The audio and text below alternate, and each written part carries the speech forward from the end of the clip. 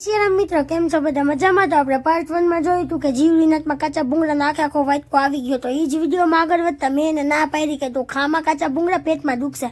હજી તો આપણે નાના છોકરાઓને સલાહ દેતા હતા, પણ આપણે જ નાના છોકરાઓ જેવા છીએ. જો આપણે કાચા ભૂંગળા લઈને બેસી ગયા હતા.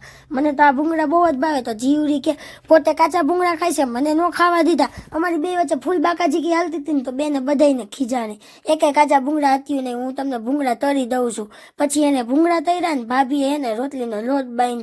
બહાર આવીને જોયું તો કંઈક આવું દ્રશ્ય હતું. કૌશલ અમારે એ નિરાંતે ફોન જોતા હતા અને નક્કી રીલ જ સ્ક્રોલ કરતા છે. ત્યાં અંદરથી અવાજ આવ્યો, એને ફોન જોવા દે અને તું અહીંયા આવું, હું ઓળો વગાડું છું, મારી પાસેથી જોઈને કંઈક શીખ. એટલે આપણને ખબર પડી ગઈ કે ગુરુજીનો બોલાવો આવ્યો. અંદર જોઈને ગુરુજીને કીધું, અરે ગુરુજી, તમે જે વસ્તુ બનાવતા હોય એ તો અમૃત જેવી બને. તમે તારે બનાવો, વગાડો, અમે અહીંયા ઊભા છીએ અને તમારી પાસેથી શીખીને તો અમે મોટા થયા છીએ. એમાં કંઈ ઘટે?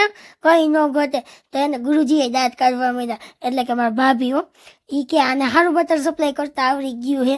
પછી ઈ કે હાલો હું ઓળો વગાડું છું. હવે ઈ ઓળો વગાડે ને ત્યાં સુધીમાં એને તમારે એક કામ કરવાનું છે. મારે સામું નથી જોવાનું, મને બટર સપ્લાય નથી કરવાનું. તમારે એને આ વિડીયોને 4-5 જણાને શેર કરી દો, લાઈક કરી દો અને ફોલો ખાસ કરી દેજો, કારણ કે આગળના બધા વિડીયો આવશે 1 નંબર, કંઈ ન ઘટે એમાં.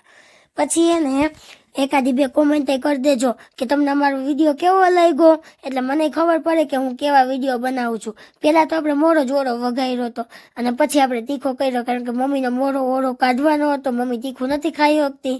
પછી ભાભીએ એને જો મસ્ત એવો લાલ એવો ઓળો કરી નાખ્યો હતો. ઉપરથી થોડુંક જીરું વેર્યું અને એમાં થોડાક ધાણા એડ કર્યા અને એને મસ્ત એવી રીતે મિક્સ કરીને અને ઓળો તૈયાર આપણો.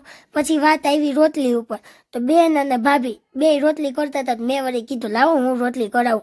તો બે કે તમે કેટલી દૂરથી કેટલા ટાઈમે આવ્યા, તમે બેસો ને અમે રોટલી કરી નાખશું. હું કહું ભગવાન, આવા ભાભી ને આવી બેન તો બધાય ના આપે.